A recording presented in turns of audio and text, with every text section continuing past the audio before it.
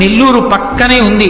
ఇప్పటికీ అక్కడ మహానుభావుడు ప్రజాపతులలో ఒకడైనటువంటి కశ్యప ప్రజాపతి 7 హోమగుండాలు పెట్టి సప్తర్షులతో హోమం చేశాడు. సప్తర్షులతో హోమం చేసినప్పుడు నరసింహస్వామి వారి ఆవిర్భావం అయినప్పుడు ఏ జ్వాల తేజస్సు మొదట వచ్చిందో ఆ తేజస్సు ఆ హోమగుండంలోంచి పైకొచ్చింది. పైకొచ్చి దూరంగా వెళ్లి ఒక గుహలోకి చేరిపోయింది. ఆ గుహలోకి వెళ్లి కశ్యప ప్రజాపతి చూస్తే యోగ నరసింహస్వామి కనిపించారు. యోగ నరసింహస్వామిని ఆయనే కశ్యప ప్రజాపతే మొదటి పూజ చేసి ప్రతిష్ఠ చేశారు. ఇప్పటికీ మీరు నెల్లూరు వెడితే నెల్లూరుకి చాలా దగ్గరలో 3 కొండలు ఉంటాయి. ఒక కొండని నరసింహస్వామి వారు ఉండేటటువంటి కొండ, వేరొకటి తల్పగిరి అంటారు, రంగనాయక స్వామి వారు ఉంటారు, మూడవది సత్యగిరి. అక్కడ కామాక్షి తాయి అని చెప్పి ఒక మహారాజు గారి కల్లో కనబడితే అమ్మవారిని ప్రతిష్ఠ చేశారు. ఎంతమంది భక్తులో వెళ్లి అమ్మవారిని సేవిస్తుంటారు. కశ్యప ప్రజాపతి హోమం చేసేటప్పుడు గోవిందరాజస్వామి దేవాలయాన్ని నిర్మాణం చేశాడు. ఆ గోవిందరాజస్వామి వారి దేవాలయం పక్కన పెద్ద వృక్షం ఉంటుంది. సంతానం లేనటువంటి వారు తమ కట్టుకెళ్లిన చీర కొంగు చింపి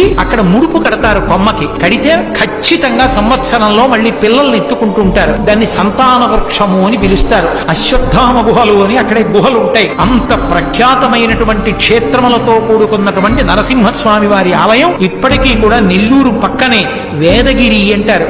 ఆ వేదగిరి యందు వెలిసి ఉంది.